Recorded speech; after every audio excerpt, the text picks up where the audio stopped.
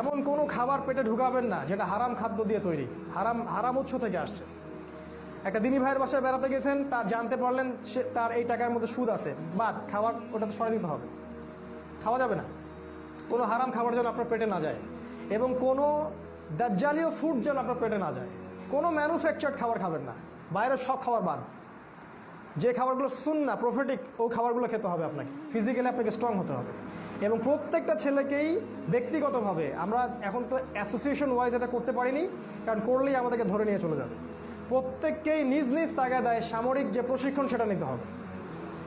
এটা ইউটিউবে পাবেন, ইউটিউবে গেলে দেখবেন সামরিক অনেক প্রশিক্ষণ, অনেক ব্যায়াম আছে, কিভাবে আপনি ফিজিক্যালি ফিট থাকবেন, কেমন করে আপনি পুশ আপ দিবেন, ওদের ট্রেনিং আছে। তো এগুলো এখন অ্যাভেলেবল, এগুলো আপনাকে নিতে হবে, কারণ যে কোনো সময় আপনাকে আল্লাহর পথে আসতে হতে পারে। তখন আপনি কি ওই সময় আবার প্রশিক্ষণ নেবেন? এখন থেকে প্রস্তুত হন। আমাদের যে ভাইরা গ্রাম থেকে আসে, আমি তাদের প্রতি ঈর্ষা করি, তারা অনেক ফ্রেশ জায়গায় থাকেন।